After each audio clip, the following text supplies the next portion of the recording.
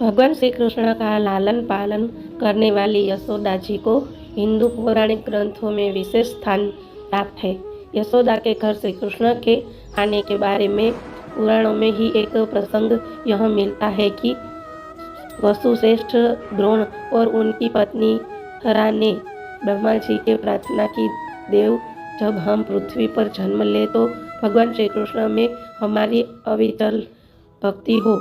ब्रह्मा जी ने तथास्तु कहकर उन्हें वह दिया। इसी वर के प्रभाव से ब्रजमंडल में सुमुख नामक गोप की पत्नी पाटला के गर्भ से धरा का जन्म यशोदा के रूप में हुआ और उनका विवाह नंद जी से हुआ।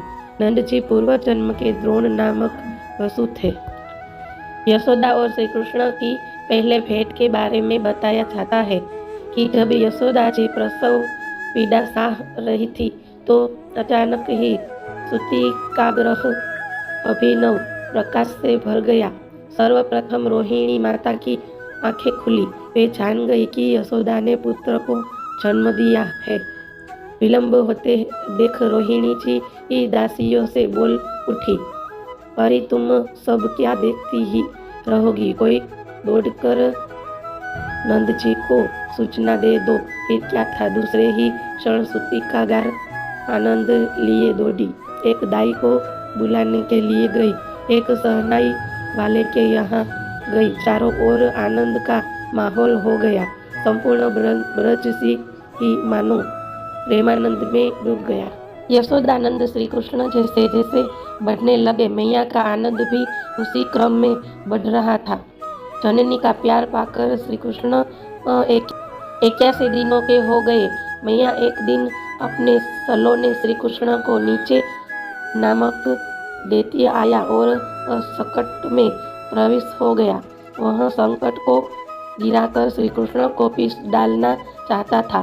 इसके पूर्व ही श्री कृष्ण ने संकट को उलट दिया और सकटासुर का अंत हो गया।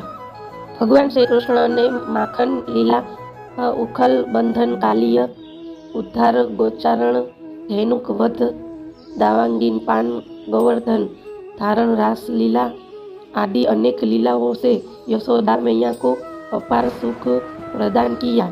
इस प्रकार 11 वर्ष 6 महीने तक माता यशोदा का महल श्री कृष्ण की किलकारियों से गूंजता रहा। आखिर श्री कृष्ण को मथुरा ले जाने के लिए अक्रूर आ रही गए।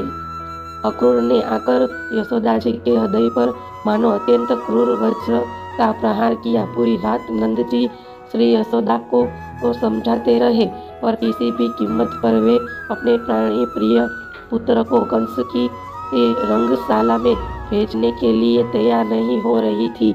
आखिर योग्य माया ने अपनी माया का प्रभाव फैलाया। श्री कृष्ण चले गए तो यशोदा विषिक्त सी हो गई।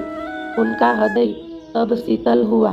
तब वे कुरुक्षेत्र में श्री कृष्ण से मिली।